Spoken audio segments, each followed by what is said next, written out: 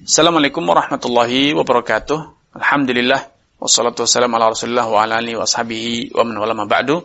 Kaum muslimin dan muslimat beserta grup Dirasat Islamiyah yang semoga senantiasa dirahmati Allah Subhanahu wa taala. Saya akan mengajak Anda untuk mengenali wanita yang haram untuk Anda nikahi karena adanya hubungan persusuan. Nabi sallallahu alaihi wasallam memberikan satu penjelasan, satu pernyataan yang ternyata pernyataan Nabi sallallahu alaihi wasallam ini bersifat umum, sehingga status mahram karena persusuan ternyata bukan hanya berlaku pada dua wanita ini, yaitu ibu susu dan saudari sepersusuan, tetapi ternyata status mahram karena jalur persusuan itu ternyata mencakup wanita-wanita lain, karena Nabi menyatakan yahrumu minar radha ma yahrumu minan nasab.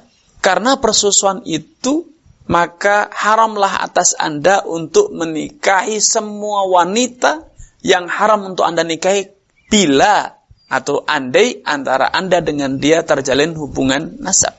Nah, telah disebutkan sebelumnya bahwa dengan alasan adanya hubungan nasab ada 7 wanita yang haram Anda nikahi. Ibu, anak, saudari, ammah yaitu bibi yaitu saudari ayah, khalah saudari ibu, kemudian juga bintul akh, keponakan dari jalur saudara laki-laki itu keponakan anak saudara laki-laki ataupun anak gadis saudari perempuan. Ada 7 wanita yang haram Anda nikahi.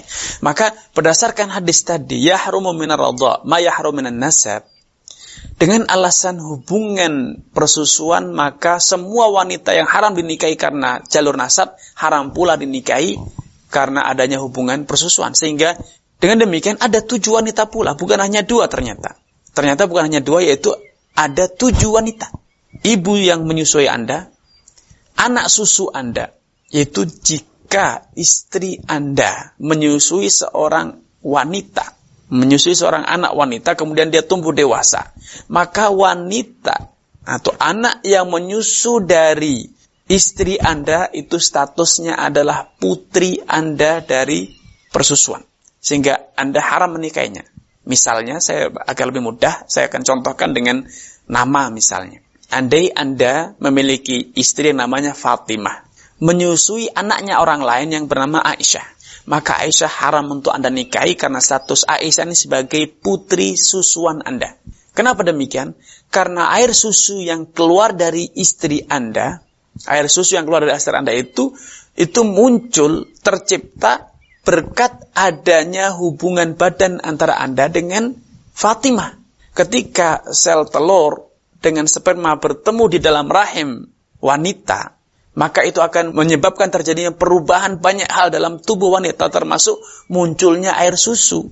Karena secara natural wanita tidak akan memproduksi air susu kecuali bila dia dalam kondisi telah melahirkan seorang anak, alias air susu tersebut muncul akibat dari adanya hubungan sperma yang bertemu dengan sel telur wanita. Dengan demikian, secara tidak langsung, ketika air susu tersebut diminum oleh anak yang bernama Aisyah, maka berarti dalam tubuh Aisyah tersebut tumbuh daging, tumbuh tulang dari hasil minum air susu, yang air susu itu adalah terproduksi akibat adanya interaksi yang bersifat alami dalam tubuh wanita yang bernama Fatimah, akibat pertemuan antara sperma Anda dengan sel telur Fatimah tersebut. Sehingga Aisyah yang menyusu kepada istri Anda itu statusnya adalah putri Anda melalui jalur persusuan. Ibu yang wanita yang menyusui Anda itu haram dinikahi. Wanita yang menyusu dari istri Anda itu pun haram untuk Anda nikahi. Walaupun ternyata si wanita tersebut yang bernama Aisyah menyusu kepada istri Anda setelah istri Anda itu bercerai dengan Anda, sehingga Fatimah menikah dengan lelaki lain dan kemudian menghasilkan air susu, barulah Aisyah itu menyusu kepada istri Anda atau mantan istri Anda. Maka statusnya Aisyah itu berstatus sebagai Robibah, ya, sebagai anak yang dipiara oleh mantan istri Anda. Maka itu pun haram untuk Anda nikahi. Kenapa? Dia tumbuh kembang dari air susu wanita yang pernah Anda gauli, pernah menjadi istri Anda. Maka itu disebut dengan Robibah. Baik. Kemudian yang ketiga adalah yang untuk Anda haram nikah adalah saudari sepersusuan Anda, seperti yang tadi dijelaskan.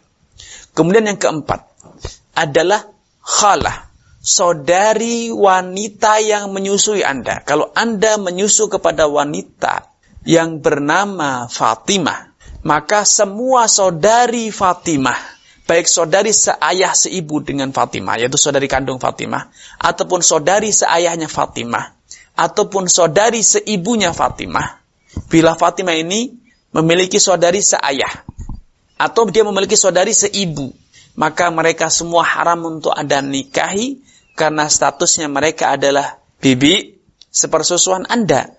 Mereka adalah khalah bagi Anda. Demikian pula halnya dengan ammah. Bila Fatimah ini adalah istri Anda, dan kemudian Fatimah, istri Anda ini menyusui anak yang bernama Aisyah, maka Aisyah ini akan menjadi mahram bagi saudara-saudara Anda. Bukan sekedar mahram sebagai saudara-saudaranya Fatimah saja, tidak. Bahkan menjadi mahram bagi saudara-saudara Anda. Karena saudara-saudara Anda itu statusnya adalah paman, ya am. Statusnya mereka adalah am, paman dari anak yang bernama Aisyah itu. Paman sepersusuan, ya. Paman melalui jalur persusuan. Ya, sekali lagi biar lebih mudah, bila Anda menikah dengan wanita yang namanya Fatimah, kemudian Fatimah menyusui seorang anak perempuan yang nama Aisyah, maka seluruh saudara kandung Anda, baik saudara kandung ataupun saudara seayah Anda, ataupun saudara seibu Anda, mereka statusnya adalah paman bagi Aisyah, paman persusuan. Baik. Kemudian yang selanjutnya yang haram pula adalah anak dari saudara sesusu, saudara sepersusuan. Bila istri Anda yang bernama Fatimah menyusui dua anak, satu anak laki, satu anak perempuan. Yang perempuan namanya Aisyah, yang laki-laki namanya Umar, misalnya. Maka Aisyah dan Umar haram untuk saling menikah karena mereka adalah saudara sepersusuan. Sebagaimana Umar haram untuk menikahi anaknya Aisyah. Kenapa? Karena anaknya Aisyah statusnya adalah bintul ukhti min radha'. Statusnya adalah putri dari saudari sepersusuan. Maka mereka haram untuk dinikahi. Sebagaimana anak dari saudara sepersusuan pun demikian. Bila istri Anda yang bernama Fatimah menyusui dua orang laki-laki, satu bernama Umar, satu bernama Utsman misal, maka Umar haram untuk menikahi putrinya Utsman, sebagaimana Utsman haram menikahi putrinya Umar. Kenapa? Karena mereka adalah anak atau putri saudara sepersusuan, atau yang disebut keponakan sepersusuan. Karena keumuman sabda Nabi SAW, yahrumu minar radha' ma yahrumu minan nasab. Haram atau menjadi haram, menjadi mahram kalau boleh dengan lebih mudah, dikarenakan adanya persusuan seluruh orang yang menjadi mahram karena adanya hubungan nasab. Ya, sehingga kalau dalam hubungan nasab ada 7 orang yang haram dinikahi, maka dalam persusuan pun demikian, ada 7 orang yang haram dinikahi. Ini yang bisa kami sampaikan pada kesempatan yang berbahagia ini. Kurang dan lebihnya saya mohon maaf. Assalamualaikum warahmatullahi wabarakatuh.